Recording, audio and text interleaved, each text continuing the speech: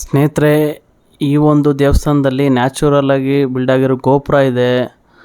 ಇಲ್ಲಿ ಶಿವಲಿಂಗ, ಈ ಥರ ಒಂದು ಶಿವಲಿಂಗ ಪ್ರಪಂಚದಲ್ಲೇ ಎಲ್ಲೂ ಇಲ್ಲ. ಆ ಥರ ಒಂದು ಶಿವಲಿಂಗ. ಇಲ್ಲಿ ಆಂಜನೇಯ ಸ್ವಾಮಿ ಮೂರ್ತಿ ಇದೆ, ನ್ಯಾಚುರಲ್ ಆಗಿರೋದು. ಇಲ್ಲಿ ಬೆಟ್ಟ ಗುಡ್ಡಗಳೆಲ್ಲ ನೋಡ್ತಾ ಇದ್ರೆ ನೀವು ಆಶ್ಚರ್ಯ ಆಗಿಬಿಡ್ತೀರ. ಆ ಥರ ಇದೆ ಜಾಗ ಸ್ನೇಹಿತರೆ. ಫುಲ್ ವಿಡಿಯೋ ನೋಡಿ ನಿಮಗೆ ಗೊತ್ತಾಗುತ್ತೆ. ತುಂಬ ಅಂದರೆ ತುಂಬ ಚೆನ್ನಾಗಿದೆ ಈ ಜಾಗ. ಸ್ನೇಹಿತರೆ, ನಿಮಗೆ ಫಸ್ಟ್ ಸಿಗೋದು ಈ ಕೋನೇರೆ. ಇದು ಸ್ವಲ್ಪ ಕನ್ಸ್ಟ್ರಕ್ಷನ್ ಮಾಡ್ತಾಯಿದ್ದಾರೆ, ಅದಕ್ಕೆಲ್ಲ ಸ್ವಲ್ಪ ಕ್ಲೀನ್ ಮಾಡಿದ್ದಾರೆ. ಆದರೂ ಆ ನಂದಿ ಬಾಯಿಂದ ನೀರು ಬರ್ತಾನೆ ಇದೆ. 365 ಡೇಸು ಈ ನಂದಿ ಬಾಯಿಂದ ನೀರು ಬರ್ತಾನೆ ಇರುತ್ತೆ. ಇಲ್ಲಿ ನೀರು ಇಲ್ಲದೆ ಹೋಗಲಿ. ನೀವೇ ನೋಡಿ ಸ್ನೇಹಿತರೆ ಹೆಂಗಿದೆ ಅಂತ ನಂದಿ.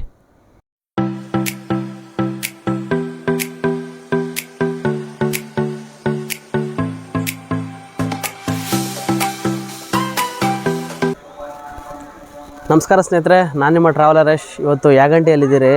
ಇಲ್ಲಿ ಬಂದು ವಿಶೇಷ ಏನಂದರೆ ಶಿವಲಿಂಗ ಅಲ್ಲಿ ಶಿವ ಪಾರ್ವತಿ. ಈ ಪ್ರಪಂಚದಲ್ಲೇ ಈ ಥರ ಲಿಂಗ ಎಲ್ಲೂ ಇಲ್ಲ. ಅಷ್ಟು ವಿಶೇಷವಾದ ಲಿಂಗ ಒಳಗಡೆ ಇದೆ. ಪ್ಲಸ್ ನಂದಿ ಕೂಡ, ನಂದಿ ಬೆಳೀತಾ ಇರೋದು ಹೆಂಗೆ ಏನು, ಹಳೆ ಚಿಕ್ಕ ನಂದಿ ಹೆಂಗೆ ಬೆಳೆದಿದೆ ಎಲ್ಲ ನಿಮ್ಗೆ ಒಳಗಡೆ ತೋರಿಸ್ತೀನಿ. ತುಂಬ ಅಂದರೆ ತುಂಬ ಹಿಸ್ಟಾರಿಕ್ ಪ್ಲೇಸ್ ಇದು. ಈ ಥರ ದೊಡ್ಡ ದೊಡ್ಡ ಗುಹೆಗಳಿದೆ, ಅದ್ರೊಳಗಡೆ ಏನಿದೆ, ಎಂಟ್ರೆನ್ಸ್ ವಿಗ್ರಹ ಇದೆ, ಅದರದ್ದು ಸ್ಟೋರಿ ಹೇಳ್ತೀನಿ.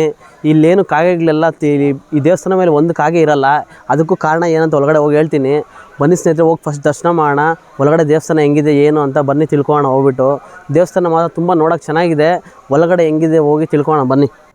ಸ್ನೇಹಿತರೆ, ಈ ದೇವಸ್ಥಾನ 5ನೇ ಶತಮಾನದಲ್ಲಿ ನಿರ್ಮಾಣ ಮಾಡಿರೋ ಸ್ನೇಹಿತರೆ. ಈ ದೇವಸ್ಥಾನ ಮಾತ್ರ ತುಂಬ ಚೆನ್ನಾಗಿ ನಿರ್ಮಾಣ ಮಾಡಿದ್ದಾರೆ ಚೋಳರು ಆ ಕಾಲದಲ್ಲಿ.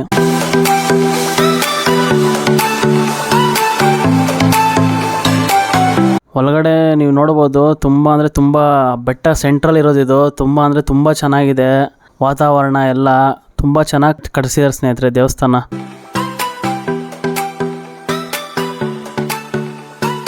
ಸ್ನೇಹಿತರೆ, ನೀವು ದೇವಸ್ಥಾನ ಬ್ಯಾಕ್ ಸೈಡ್ ಬಂದರೆ ಇದೊಂದು ಚಿಕ್ಕ ಕೋನರ್ ಇರುತ್ತೆ. ಇದು ಋಷಿ ಮುನಿಗಳು ಇಲ್ಲಿದ್ರಲ್ಲ, ಅವರು ಇಲ್ಲಿ ಸ್ನಾನ ಮಾಡಿ ಇಲ್ಲಿ ಪೂಜೆ ಮಾಡೋಕ್ಕೆ ದೇವ್ರಿಗೆ ಹೋಗ್ತಾಯಿದ್ರು ಅಂತ.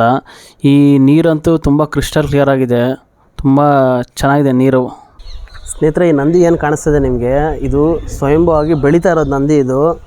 ಇಲ್ಲಿ ಮೊದಲು ಪ್ರದಕ್ಷಿಣೆ ಹಾಕೋಕ್ಕೆ ಫುಲ್ ಜಾಗ ಇತ್ತು, ಅಷ್ಟು ಚಿಕ್ಕ ನಂದಿ ಇದ್ದಿದ್ದು. ಇವಾಗ ನೋಡಿ ಬೆಳೀತಾ ಇರೋದು, ಪ್ರತಿ 2 ಇಂಚು ಬೆಳೀತಾ ಇದೆ ನಂದಿ. ಮೊದಲು ಇಲ್ಲಿ ಪ್ರದಕ್ಷಿಣೆ ಹಾಕೋ ಕೂಡ ಜಾಗ ಇತ್ತು, ಅಷ್ಟು ಜಾಗ ಇತ್ತು. ಇವಾಗ ಇಲ್ಲಿರೋ ಜಾಗ ಫುಲ್ಲು ಇದೇ ಆಕ್ಯುಪೈ ಮಾಡಿದ್ದೆ ನಂದಿ. ತುಂಬ ಅಂದರೆ ತುಂಬ ವಿಶೇಷ ಇಲ್ಲಿ ಯಾಗಂಟಿಯಲ್ಲಿ ಇದೆ ನಂದಿನೇ ತುಂಬ ವಿಶೇಷವಾದ ಇದು. ಇಲ್ಲಿ ವೀರಬ್ರಹ್ಮೇಂದ್ರ ಸ್ವಾಮಿ ಬರೆದಿರೋ ಕಾಲಜ್ಞಾನದಲ್ಲಿ ಈ ನಂದಿ ಎದ್ದು 2 ರೌಂಡ್ ಹೊಡೆದ್ರೆ ಈ ಕಲಿಯುಗ ಅಂತ ಆಗುತ್ತೆ ಅಂತ ಆ ಸ್ವಾಮಿ ಬರೆದಿದ್ದಾರೆ. ಆ ಸ್ವಾಮಿ ಆ ಥರನೇ ನಮ್ಮ ಕೈವರ್ತದ ಸ್ವಾಮಿ ಇದ್ದಾರಲ್ಲ, ಆ ಥರನೇ ಅವರು ಕ್ಲಾನ್ ಬರೆದಿದ್ದು. ಇವರು ಆ ಥರನೇ ಇಲ್ಲಿ ವಿಶೇಷ. ಈ ಆಂಧ್ರ ಅಲ್ಲಿ ತುಂಬ ಅಂದರೆ ತುಂಬ ವಿಶೇಷವಾದ ಎಲ್ಲ ಅದ್ರಾಗ ಕೂಡ ಬರೆದಿದ್ದಾರೆ. ಇದೇನನ್ನ ಎದ್ದರೆ ಕಲಿಯುಗ ಅಂತ ನಾವು ಅಂದ್ಕೊಬೇಕಷ್ಟೇ. ನಂದಿ ಅಂತೂ ನಮಗಂತೂ ಆಶ್ಚರ್ಯ ಆಗ್ತದೆ, ಇಷ್ಟು ವರ್ಷಗಳಿಂದ ಬೆಳೀತೈತಂದರೆ. ಸ್ವಲ್ಪ ಬೆಳೆದ್ರೆ ಓಕೆ. ಬೆಳೆದು ನೋಡಿ ಸ್ನೇಹಿತರೆ, ಇಲ್ಲಿ ಈ ಕಲ್ಲು ನೋಡಿ, ಈ ಕಲ್ಲಿಂದ ಬೆಳೆದು ಹಿಂಗೆ ಆಚೆ ಬಂದಿದೆ ನೋಡಿ, ನಿಮ್ಗೆ ಗೊತ್ತಾಗುತ್ತೆ. ಇದು ಯಾರು ಆ ಕಾಲದಲ್ಲಿ ಈ ಥರ ಕೆತ್ತನೆ ಮಾಡೋಕ್ಕೂ ಆಗೋಲ್ಲ, ಇದು ಬೆಳ್ಕೊಂಬಂದಿರೋದು. ಸ್ನೇಹಿತರೆ, ಈ ನಂದಿ ಬಂದುಬಿಟ್ಟು 20 ವರ್ಷಕ್ಕೆ ಒಂದು ಸತಿ 2 ಇಂಚು ದೊಡ್ಡದಾಗ್ತಿದೆ. ಇದು ಬಂದುಬಿಟ್ಟು ಆರ್ಕಿಯಾಲಜಿ ಡಿಪಾರ್ಟ್ಮೆಂಟ್ ಅವರು ಪ್ರೂವ್ ಮಾಡಿದ್ದಾರೆ, ಇದು ನಂದಿ ಬೆಳೀತಾ ಇದೆ ಅಂತ. ನೀವು ನೋಡ್ರೇ ಗೊತ್ತಾಗುತ್ತೆ ಹೆಂಗೆ ಬೆಳ್ಕೊಂಡು ಆಚೆ ಬಂದಿದೆ ಅಂತ ನಂದಿ.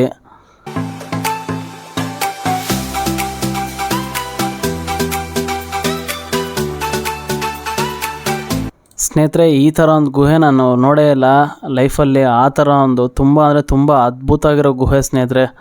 ಎಷ್ಟು ದೊಡ್ಡ ಗುಹೆಯಲ್ಲಿ ಎಂಟ್ರೆನ್ಸ್ ಸ್ವಾಮಿ ಸ್ಥಾಪನೆ ಮಾಡಿದ್ದಾರೆ. ಬನ್ನಿ ಹೋಗಿ ನೋಡೋಣ.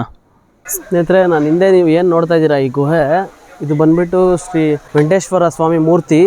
ಫಸ್ಟು ಇಲ್ಲಿ ಶಿವಲಿಂಗ ಸ್ಥಾಪನೆ ಮಾಡದಿರೋ ಮುಂಚೆ ಈ ಎಂಟ್ರೆನ್ಸ್ ಸ್ವಾಮಿ ಕೆತ್ತನೆ ಮಾಡಿ ತಗೊಂಬರೋವಾಗ ಕಾಗೆಗಳು ಕಿರ್ಚಿದ್ದಕ್ಕೆ ಅವರು ಕೈ ಜಾರಿ ಎಂಟ್ರೆನ್ಸ್ ಸ್ವಾಮಿ ವಿಗ್ರಹ ಬಿದ್ದು ಕಾಲಿನ ಬೆರಳು ಮುರಿದಿದ್ದ ಕಾರಣದಿಂದ ಅದು ಒಳಗಡೆ ಸ್ಥಾಪನೆ ಮಾಡಿಲ್ಲ. ಅದಕ್ಕೆ ಇಲ್ಲಿ ಶಿವಲಿಂಗ ಸ್ಥಾಪನೆ ಮಾಡಿದ್ದಾರೆ. ಅದು ಆ್ಯಕ್ಚುಲಿ ಪ್ರಾಣ ಪ್ರತಿಷ್ಠೆ ಆಗಲ್ಲ, ಅದಕ್ಕೆ ಈ ಗುಹೆಯಲ್ಲಿ ಇಕ್ಕಿದ್ದಾರೆ. ಮೇಲೆ ಹೋಗಿ ದರ್ಶನ ಮಾಡೋಣ. ಸ್ನೇಹಿತರೆ, ಇಲ್ಲಿ ವಿಶೇಷ ಇದೆ, ಅದಕ್ಕೆ ಇಲ್ಲಿ ಅಕ್ಕಪಕ್ಕ ಎಲ್ಲೂ ಕಾಗೆಗಳಿರೋದೇ ಇಲ್ಲ. ಅದಕ್ಕೋಸ್ಕರ ಇಲ್ಲಿ ಕಾಗೆಗಳಿರಲ್ಲ ಸ್ನೇಹಿತರೆ. ತುಂಬ ವಿಶೇಷವಾದ ಇಲ್ಲೂ ಎಂಟ್ರೆನ್ಸ್ ಸ್ವಾಮಿ, ಅದು ಹಳೇದು, ತುಂಬ ಅಂದರೆ ತುಂಬ ವಿಶೇಷ. ಇದು ಋಷಿ ಮುನಿಗಳೆಲ್ಲ ಕಾಗೆಗೆ ಶಾಪ ಕೊಡ್ತಾರೆ, ಈ ಅಕ್ಕಪಕ್ಕದಲ್ಲಿ ಎಲ್ಲೂ ಇರಬಾರ್ದು. ಆ ಮೂರ್ತಿ ಕೆಳಗಡೆ ಎಂಟ್ರೆನ್ಸ್ ಸ್ವಾಮಿ ಬಿದ್ದಾಗ ಆ ಕಾಗೆಗಳಿಗೆಲ್ಲ ಶಾಪ ಕೊಡೋದ ಕಾರಣದಿಂದ ಇಲ್ಲೆಲ್ಲೂ ಒಂದು ಕಾಗೆನೂ ನಿಮಗೆ ಕಾಣಿಸಲ್ಲ, ಇರೋದೇ ಇಲ್ಲ ಸ್ನೇಹಿತರೆ. ಅದು ಇಲ್ಲಿ ವಿಶೇಷ, ಇಲ್ಲಿ ಎಂಟ್ರೆನ್ಸ್ ಸ್ವಾಮಿ ಮೂರ್ತಿ ಮೇಲೆ. ಅದಕ್ಕೆ ಈ ಗುಹೆಯಲ್ಲಿ ಇಕ್ಕಿದ್ದಾರೆ. ಬನ್ನಿ ಮೇಲೆ ಹೋಗೋಣ. ಹೆಂಗಿದೆ ನೋಡಿ ಸ್ನೇಹಿತರೆ ಗುಹೆ ಮಾತ್ರ, ಅಬ್ಬಬ್ಬಬ್ಬ. ಸ್ನೇಹಿತರೆ ಗುಹೆ ನೋಡಿ ಹೆಂಗಿದೆ. ಸ್ನೇಹಿತರೆ ಎಂಟ್ರನ್ಸ್ ಸ್ವಾಮಿ ಏನು ಬೆರಳು ಮುರಿದೋಗಿದೆ, ಆ ವಿಗ್ರಹನೇ ಇಲ್ಲಿ ಒಳಗಡೆ ಇಕ್ಕಿರೋದು. ಬನ್ನಿ ಹೋಗಿ ನೋಡೋಣ ಸ್ನೇಹಿತರೆ ಒಳಗಡೆ. ಸ್ನೇಹಿತರೆ ಇಲ್ಲೆಲ್ಲ ಕ್ಯಾಮ್ರಾ ಅಲೌಡ್ ಇಲ್ಲ, ಆದರೂ ನಿಮಗೆ ರಿಸ್ಕ್ ಮಾಡಿ ತೋರಿಸ್ತಾ ಇದ್ದೀನಿ. ದರ್ಶನ ಮಾಡ್ಕೊಳ್ಳಿ ಸ್ನೇಹಿತರೆ ನೀವು.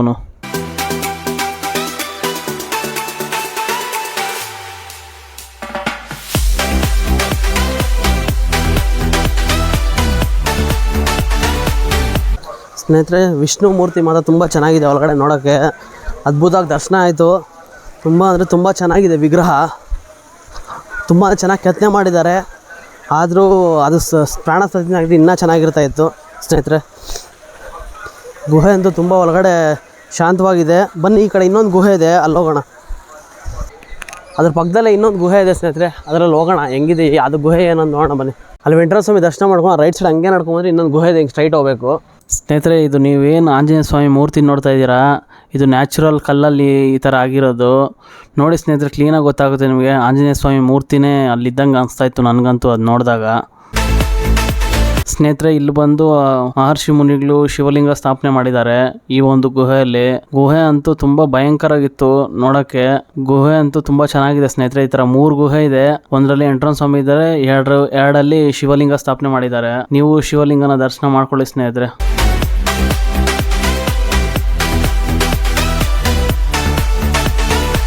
ತುಂಬ ಪುಣ್ಯ ಸ್ಥಳ ಸ್ನೇಹಿತರೆ ಇದೆಲ್ಲ. ಅವರು ಆ ಕಾಲದಲ್ಲೆಲ್ಲ ಇದ್ಬಿಟ್ಟು ಇದೆಲ್ಲ ನಿರ್ಮಾಣ ಮಾಡಿರೋದು.